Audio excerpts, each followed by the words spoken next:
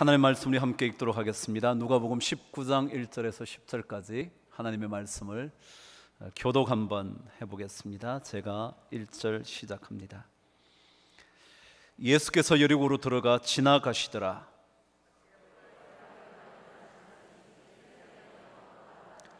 그가 예수께서 어떠한 사람인가 하여 보고자 하되 키가 작고 사람이 많아 할 수 없어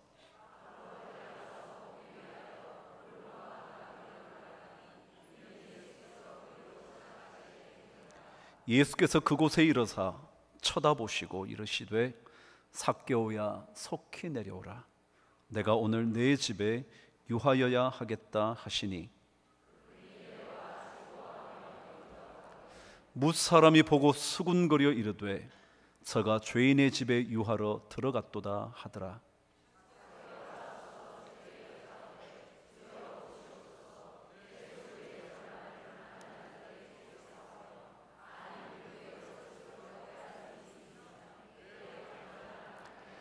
예수께서 이르시되 오늘 구원이 이 집에 이르렀으니 이 사람도 아브라함의 자손임이로다.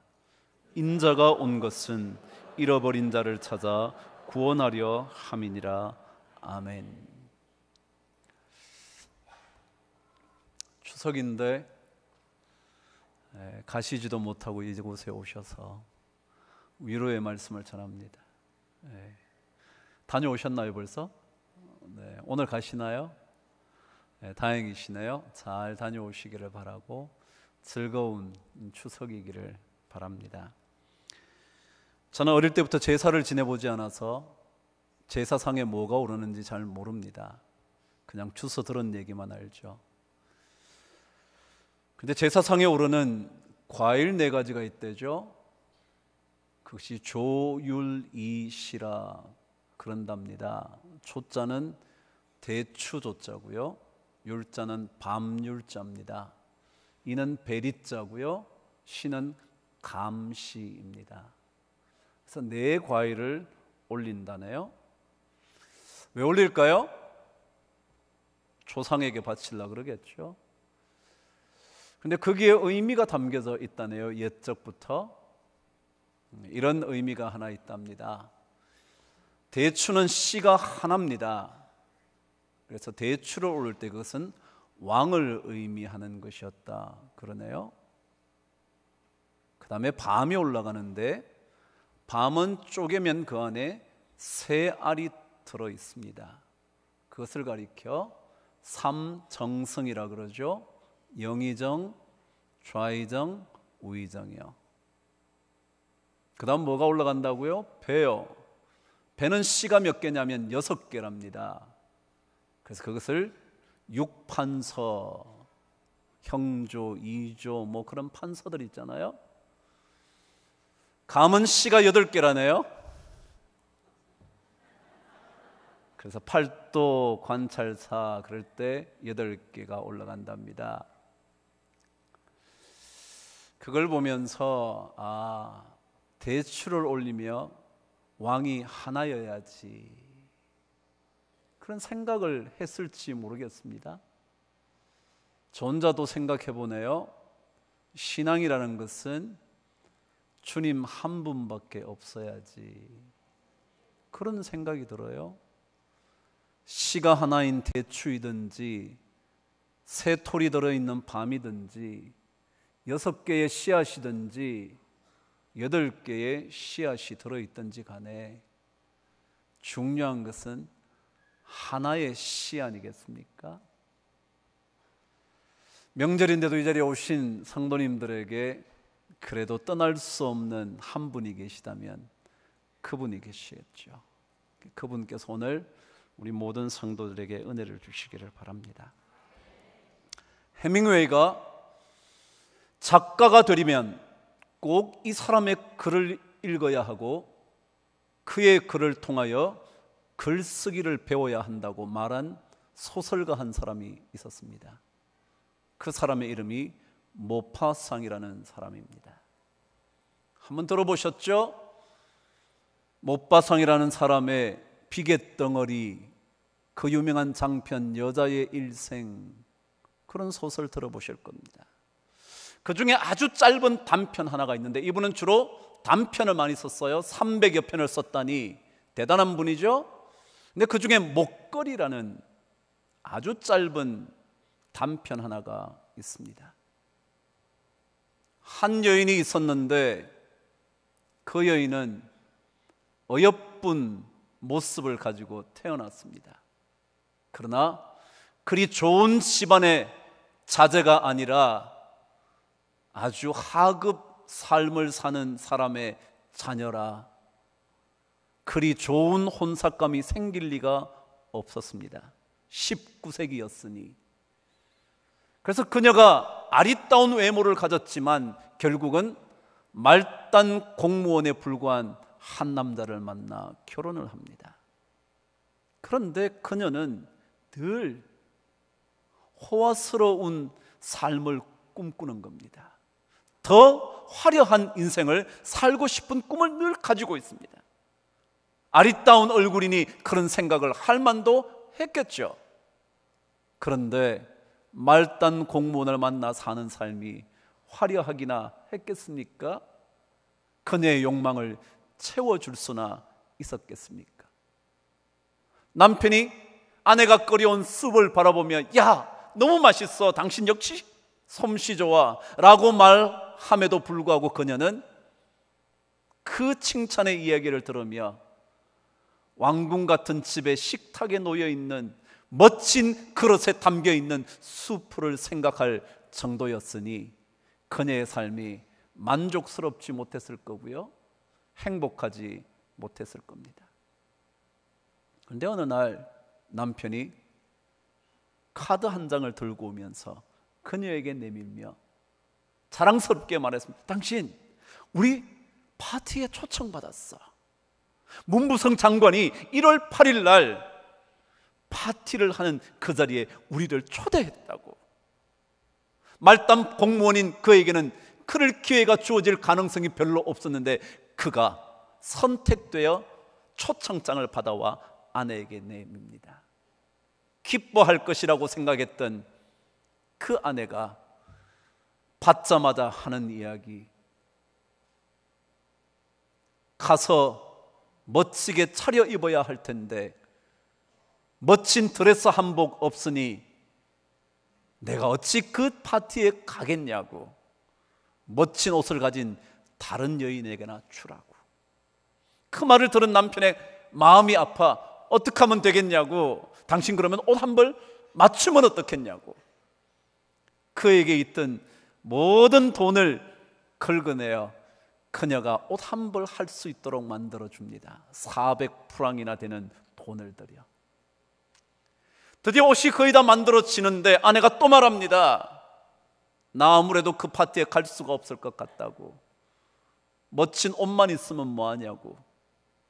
장신구 하나 없는데. 그러나 장신구는 너무 비싸 구할 길이 없습니다. 가긴 가야겠고요. 그러다가 그녀가 그럼 자기 친구에게 하나 빌려오겠다고 가서 꽤나 부유한 여자친구에게 가서 좋은 목걸이 하나를, 다이아몬드 목걸이 하나를 빌려오죠. 그래서 그녀가 맞춘 옷을 입고 비싼 다이아몬드 목걸이를 걸고 거울을 쳐다보며 행복해합니다. 그리고 마침내 파티에 가죠. 원래 아름다운 여인이었으니 멋진 드레스를 입었죠. 그리고 좋은 값비싼 다이아몬드 목걸이를 걸었으니 다른 어떤 여인들보다 빛나는 여인이 되어 그날 밤 파티에는 많은 남자들이 그녀와 함께 춤을 추고 싶어 했습니다. 그러면서 시간을 보낸 지 수시간이 지나 어느새 새벽이 되어 드디어 파티가 끝이 납니다. 집으로 되돌아옵니다. 화려했던 파티는 끝이 나고 보잘것없는 집안으로 되돌아와 그녀가 거울을 쳐다봅니다. 화려했던 파티를 생각하면서 그러다가 깜짝 놀랍니다. 그녀의 목에 걸려 있어야 할 목걸이가 사라진 겁니다. 너무 놀라서 당신 목걸이가 없어졌다고 찾아보라고 아무리 뒤져봐도 찾을 길이 없습니다. 남편 보고 이제 그 왔던 길을 가보라고 딱 가서 찾았지만 찾을 수가 없습니다. 친구에게 그 값비싼 다이아몬드를 갚아줘야 하는데 어떡하지? 어쩔 수 없이 그녀가 보석상을 돌아다니며 그 보석과 가장 비싼 것을 찾아냅니다. 찾아내어 값을 물었더니 36,000프랑. 집을 팔고 다 정리를 해보니까 18,000프랑. 그래서 그때부터 나머지 18,000을 갚기 위하여 그녀는 10년 동안 고생을 합니다. 어느새 머리는 반백이 되었고 얼굴은 흉측해질 정도로 일그러져 버렸습니다. 어느 날 자신에게 보석을 빌려주는 그 친구를 만났는데 그 여인은 여전히 부유한 집안이라 아직까지도 자태가 고운 여인이었는데 자기는 너무 비참하게 된 겁니다. 그렇긴 하지만 그 친구에게 자기가 너에게 빌린 보석을 갚기 위하여 어떻게 했는지 자초지종을 설명을 합니다. 10년 동안 내가 이렇게 고생하면서 이제는 다 갚았다. 그랬더니 그 친구가 이렇게 말을 하는 겁니다. 아니 어쩌면 좋니? 나에게 되돌려줄 그 목걸이를 위하여 10년이라는 세월을 보냈다고? 어쩌면 좋아.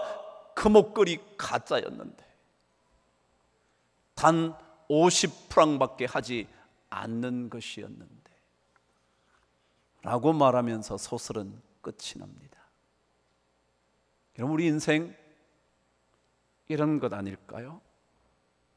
무언가를 얻기 위하여 몸부림치며 살아가지만 사실은 나중에 알고 보니까 가짜인데, 그것만 있으면 행복할 줄 알고 몸부림치면서 땀 흘려 왔는데 알고 보니까 아무것도 아닌 거였는데, 그것만 있으면 인생 다 될 줄 알아서 그렇게 힘겹게 인생의 10년, 20년을 투자해 왔는데 알고 보니까 가짜 행복에 불과한 것이었는데, 화려해 보이지만 눈부시게 빛나 보이지만 사실은 가짜인 것에 불과한 것을 위하여 우리가 혹시라도 목매달며 살고 있지는 않은지, 그것을 위하여 숨을 헐떡이며 억울해하며 눈물을 쏟으며 달려가고 있는 것은 아닐지 모르겠습니다. 아마도 삭개오도 그런 인생을 살았을 것 같습니다. 돈을 벌어서 누구에게도 무시받지 않을 수 있을 만큼 벌어야지 라고 달려왔던 길이었을 겁니다.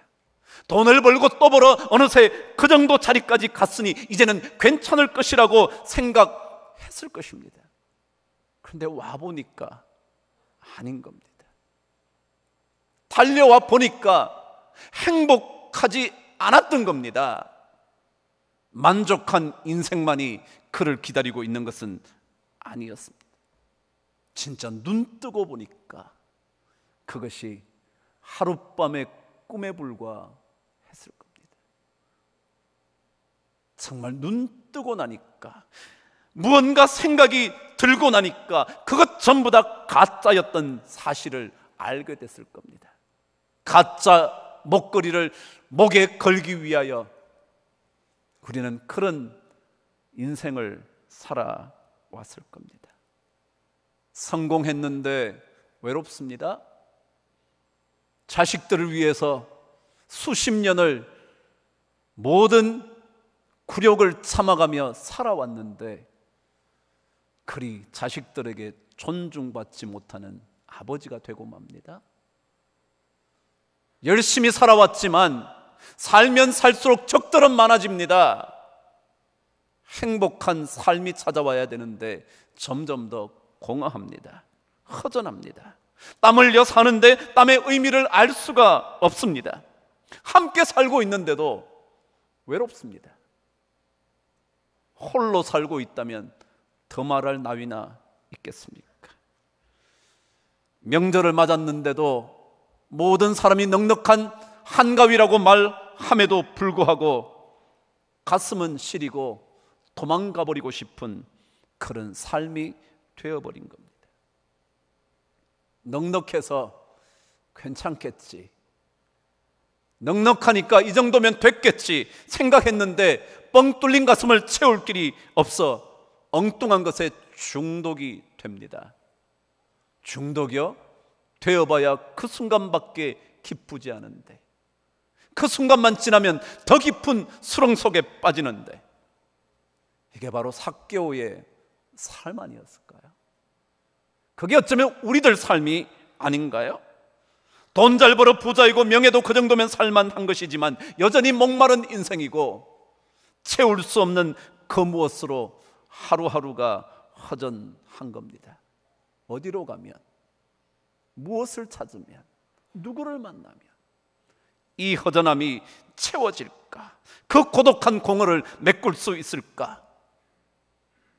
생각해 보지만 이 땅 어디에도 그런 만족은 쉽게 찾아지지 않는 겁니다. 그렇습니다. 그래서 예수를 찾아야 합니다. 이게 정답입니다. 이 땅에 수많은 오답들이 고개를 내밀 때마다 덥석 잡아 그것이 정답이 되리라 살아봤지만 해결할 수 없는 오답이었음을 우리는 자꾸만 발견합니다. 왜냐하면 예수를 만나지 않고는 절대로 만족은 없기 때문에 그렇습니다.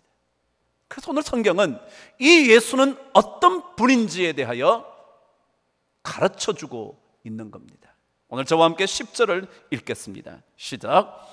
인자가 온 것은 잃어버린 자를 찾아 구원하려 함이니라. 왜 우리가 예수를 찾아야 되느냐면 그분은 우리를 찾으시는 분이시고 찾아서 우리를 건져주시는 분이기 때문에 그렇다는 것입니다. 영원한 생명은 물론이고 우리로 하여금 고독으로부터, 허전함으로부터, 외로움으로부터, 공허함으로부터 건져주시는 분이기 때문에 그렇습니다. 주님이 왜 이 땅에 오셨다고요? 삭개오처럼 살아가는 잃어버린 사람을 위하여, 아니 잊혀져버린 사람을 위하여, 아니 버림받고 사는 인생을 살고 있는 그 누군가를 위하여, 잘 산 것 같지만 아무도 찾아주는 이 없는 그 사람을 위하여 그분은 오셔서 건져주시는 분이시라는 겁니다. 주님은 찾으시는, 그리고 찾아 건져주시는 주님이십니다. 아무도 알아주지 않는, 잘 될수록 더 많은 사람이 떠나가 버리는 외롭고도 고통스러운, 아니 어쩌면 아무도 찾을 이유가 없는 보잘것없는 그 사람을 찾아 건져주시는 분이 예수 그리스도 그분이십니다. 돼지가 먹는 쥐염 열매로 배를 채우려고 했지만 아무도 그에게 그 열매조차 주지 않는 그 탕자를 찾으시는 주님이십니다. 아니 자기 자신조차 나는 아버지의 자식이라 불릴 수 없지, 자기 스스로 자기 자신을 포기해버린 그 사람을 찾아오시는 분이 주님이십니다. 스스로 포기한 인생을 찾으시기 위하여 그분은 오늘 밤도 지새고 계시는 분이십니다. 우리가 부르는 부모님의 은혜라는 노래 가사처럼 그분도 문 기대어 기다리시는 분이 바로 주님이십니다. 그래서 우리는 그분을 만나야 합니다. 정말 그분을 진짜 찾아야 합니다.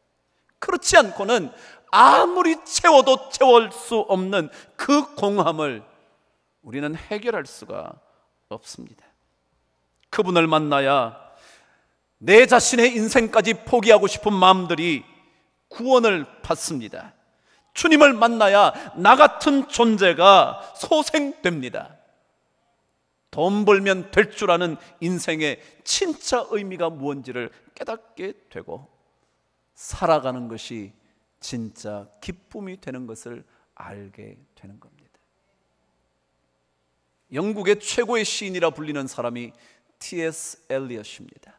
황무지라는 시인 들어보셨죠? 4월은 잔인한 달이라고 외쳤던 그 시인이요.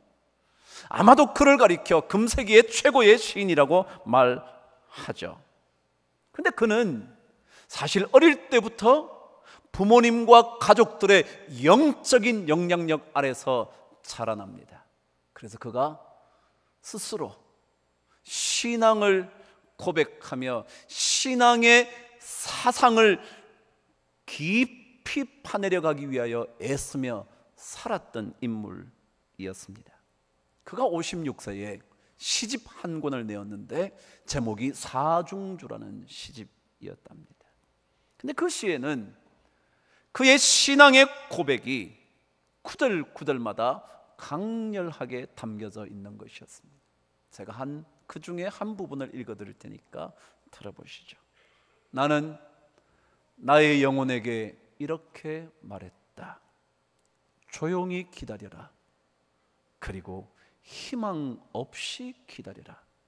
왜냐하면 그 희망은 그릇된 것에 대한 희망일 뿐이기 때문이다. 그렇죠? 바로 이 얘기였죠. 우리가 꿈꾸는 거요, 소망하는 거요, 희망하는 거요, 그것 다 진짜가 아닌 희망인데, 희망도 아닌 것을 희망하고 있었는데, 그래서 그런 희망 없이 살아가야 한다고. 쓸데없는 것에 소망을 두며 살지는 말아야 한다고. 계속해서 말합니다. 사랑 없이 기다려라. 왜냐하면 그 사랑도 그릇된 사랑에 대한 사랑일 것이기 때문이다. 우리가 사랑하는 것도요, 사랑하고 싶은 것도요, 사랑하고 싶은 사람도요, 그것 다 헛된 사랑에 불과할지 모르기 때문이죠.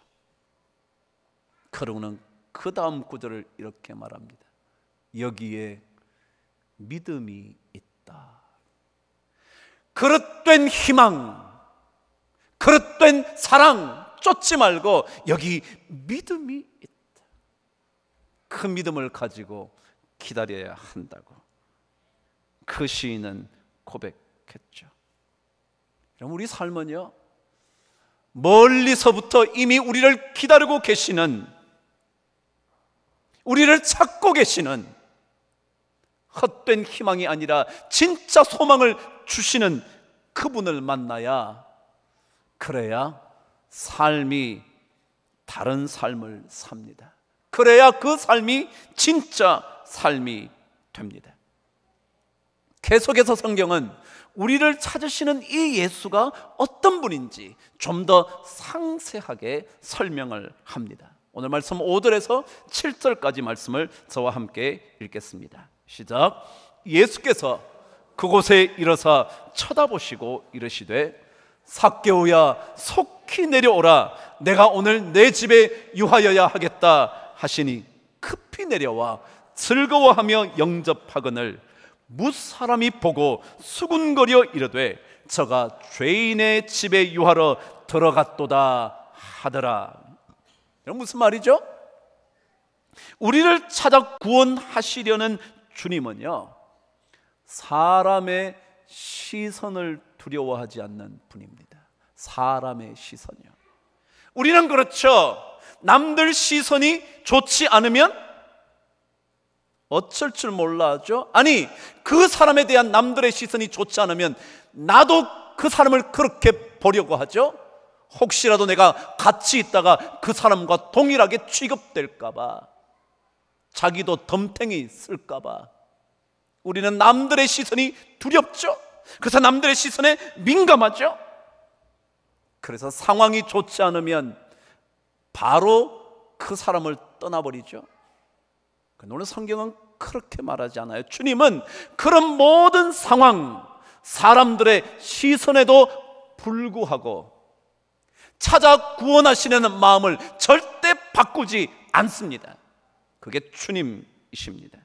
아무리 수군거려도, 아무리 사람들이 죄인과 어울리는 죄인 같은 사람이라고 말해도 그런 소리에 휘둘리지 않으시는 분이십니다.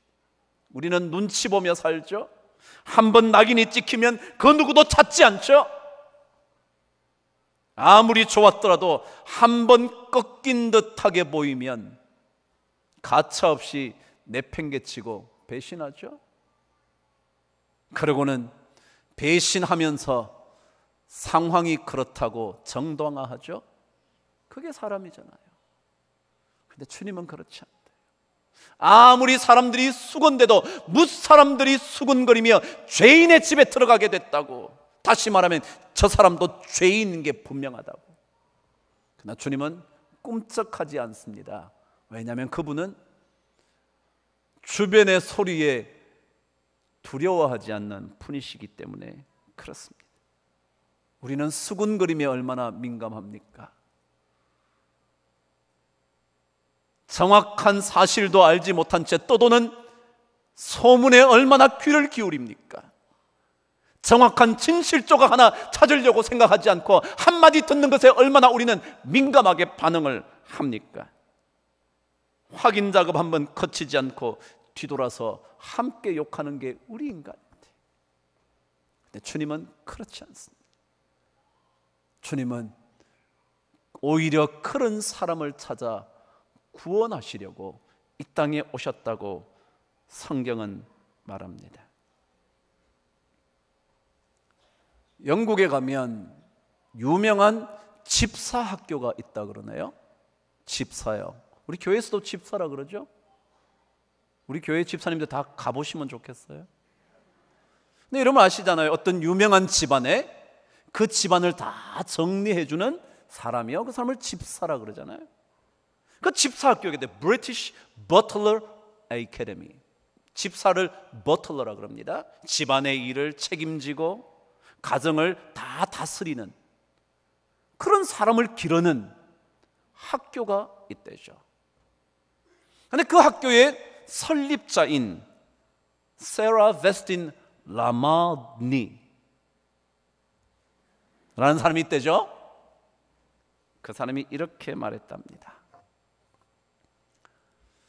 더 멋진 집사가 되기 위하여는 교양과 신중함 그리고 침착함이 필요합니다. 그러나 그 무엇보다 주위 상황에 휘둘리지 않아야 하고 이성을 잃지 말아야 훌륭한 집사가 됩니다. 좋은 집사요? 아니 이걸 교회로 끌어와도 마찬가지. 좋은 집사요?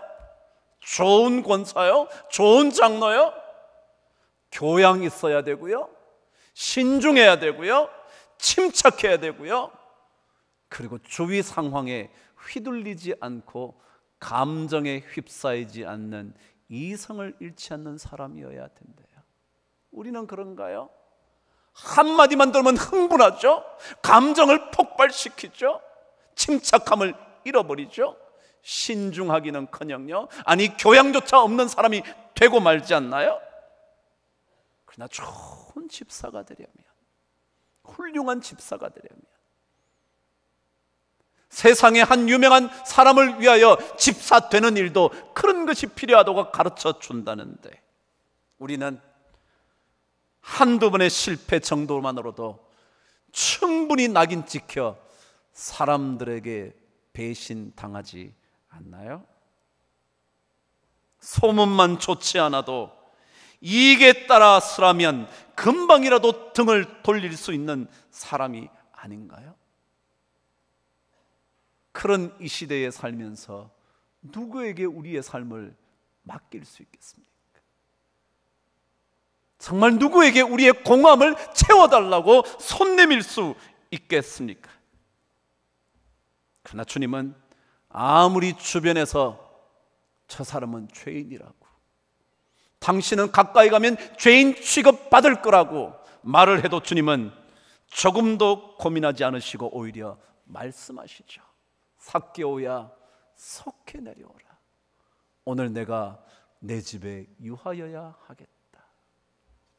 저는 그래요. 이런 주님을 만나야 인생의 공허가 채워집니다. 이런 주님에게 나아가야, 이런 주님에게 응답해야 이런 주님의 손을 잡아야, 그래야 진짜 건짐을 받습니다. 그래야 진짜 인생을 살아갈 수가 있습니다.